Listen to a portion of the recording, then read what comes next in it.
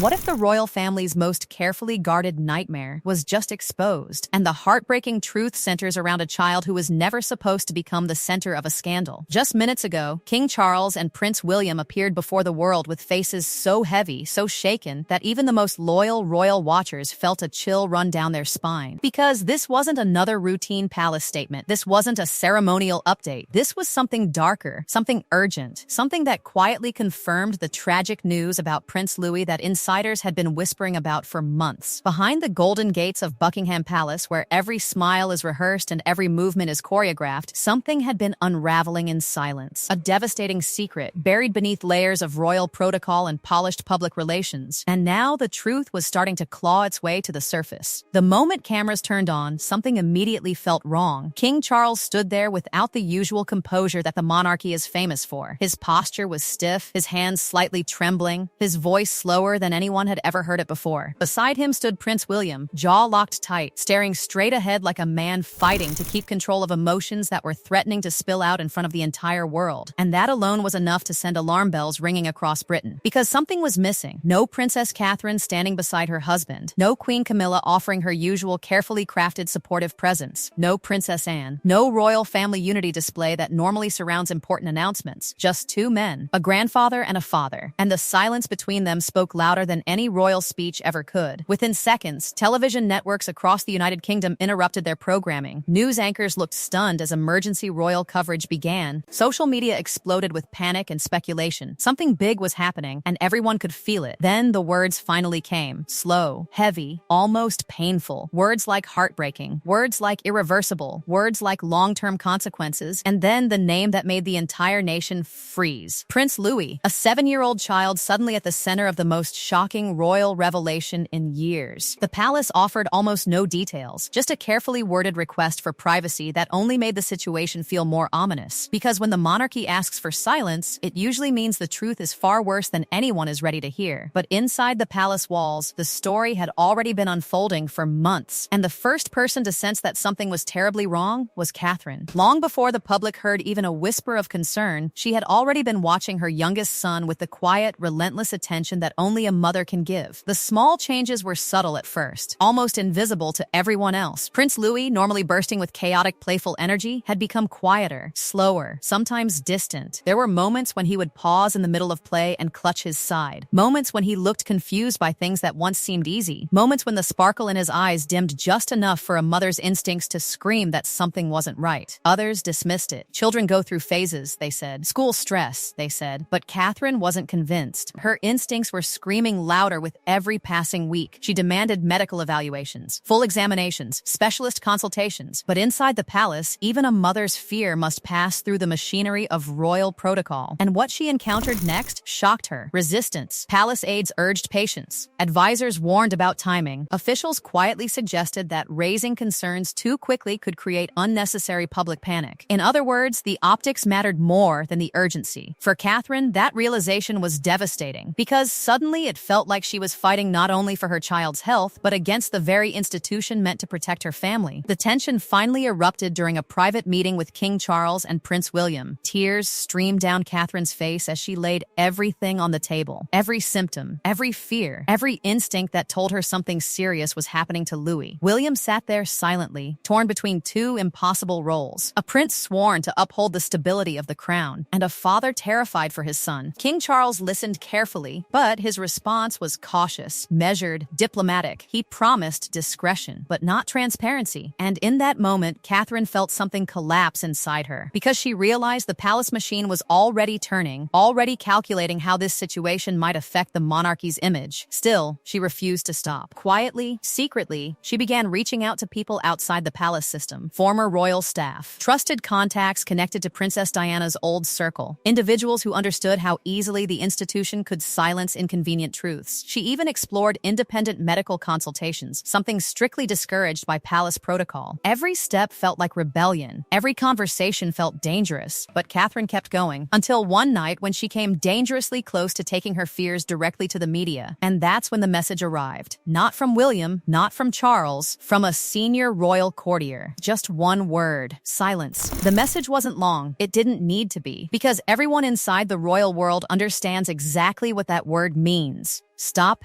asking questions. Stop pushing. Stop fighting. For a moment, it nearly broke her. But deep down, Catherine knew something the palace couldn't control forever. Secrets like this don't stay buried, especially when a child's future is at stake. And while Catherine was quietly fighting for answers, another power struggle was already unfolding behind closed palace doors. Because Queen Camilla had her own plan, and according to insiders, it had very little to do with protecting Prince Louis. While Catherine was fighting quietly for answers and Prince William was struggling between duty and fatherhood, something far more calculated was unfolding inside the palace corridors. And according to insiders, the person pulling some of the most controversial strings was Queen Camilla. Publicly, Camilla continued playing the role of the composed and supportive queen. Cameras captured her smiling during events, waving from royal balconies, maintaining the image of calm leadership beside King Charles. But behind the palace walls, a very different strategy was taking shape. According to multiple royal insiders, Camilla had begun holding a series of discreet meetings with senior advisors and communications officials. These meetings were not scheduled on official calendars. No press staff were present, and the conversations inside those rooms centered around one thing: control. More specifically, controlling when and if the truth about Prince Louis would reach the public. Those present at the meetings later described Camilla's tone as calm but extremely firm. Her message was delivered with unsettling clarity. The public was not ready. Not ready for a royal child facing a medical crisis. Not ready for headlines questioning the stability of the monarchy, and certainly not ready for a story that could overshadow the early years of Charles's reign. Camilla reportedly called it a containment strategy. Others inside the palace whispered a different word: interference. Under her direction, palace communication teams began crafting carefully worded statements meant to redirect attention whenever questions about Louis surfaced. Press briefings casually mentioned that the young prince had been dealing with a seasonal illness. Other statements suggested he was simply adjusting to school pressures. Each explanation sounded harmless. Each explanation bought more time. But insiders later revealed something chilling. The time Camilla wanted was not about protecting Louis. It was about protecting the monarchy's image and protecting her own fragile standing with the public. Even now, years after becoming queen, Camilla's popularity remained complicated. Many still remembered the shadow of Princess Diana. Many still questioned her place within the royal family's history. A scandal involving a hidden royal health crisis could shatter the delicate balance she had spent years trying to build. And that's when Prince William discovered what was happening. When he learned that a planned medical disclosure regarding Louis had been delayed, allegedly with Camilla's direct approval, something inside him snapped. For months, William had remained quiet, patient, respectful of the institution he had been raised to protect. But this time the issue wasn't royal protocol. It was his son. Witnesses say William stormed into a private meeting where Camilla and Faust and several advisors were discussing communication strategies. The atmosphere immediately shifted. The prince didn't sit down. He didn't ask politely. Instead, he confronted Camilla directly, accusing her of treating his child's health like a public relations problem. The room reportedly fell silent. What followed was such an intense confrontation that royal staff were ordered to leave the room entirely. The palace has never acknowledged the meeting, but the tension that followed lingered for weeks, thick and impossible to ignore. And then everything became even more explosive because the medical truth finally surfaced. A document leaked from the Royal Medical Archives confirmed what Catherine had feared all along. Prince Louis had been diagnosed with a rare neurological disorder. The condition was complex, quietly progressive, and devastating in ways that were difficult to predict. Doctors explained that the disorder could affect both cognitive development and physical coordination. In early childhood, the symptoms could appear subtle: small behavioral changes, occasional discomfort, unusual fatigue. But as the child grows older, the effects could become more pronounced. By adolescence, the medical team warned the condition could significantly impact daily life. Inside Buckingham Palace, the atmosphere reportedly turned chaotic because this wasn't just a family health crisis. This was a constitutional crisis. Questions started flying among royal advisors. Could a prince who might require lifelong medical care continue to carry out royal duties? Would the monarchy eventually need to adjust Louis's role within the institution? Could this condition be hereditary? That last question sent investigators digging into family medical histories. Attention quickly turned toward the Spencer family line, Princess Diana's side of the family. Old medical records were reviewed, distant relatives were examined, and whispers began circulating that similar neurological issues might have appeared generations earlier. Whether those connections were real or speculation hardly mattered. Inside the palace, panic was growing. Some advisors quietly suggested preparing for the possibility that Louis might need to be gradually removed from future royal responsibilities. Others were horrified by the suggestion. They argued that modern Britain would never accept such a cold decision, especially when the child in question was only 7 years old. The debates were intense, and when Catherine discovered that palace officials were even discussing altering her son's future, she collapsed into tears. Reports from staff described hearing her crying behind closed doors. Not polite royal tears, not composed grief, raw heartbreak. Because suddenly the battle was no longer just about Louis's health. It was about protecting his dignity. For several days, Catherine withdrew completely from public appearances. She stayed almost constantly at Louis's side, reading to him, playing quietly, trying to maintain a sense of normal life while the palace around them descended into chaos. But the young prince had begun sensing something was wrong. Children often understand more than adults realize. One evening, Louis reportedly asked a question that left both his parents speechless. Will I still be a prince when I grow up? No parent is prepared for a moment like that. For William, it was the breaking point. He had tolerated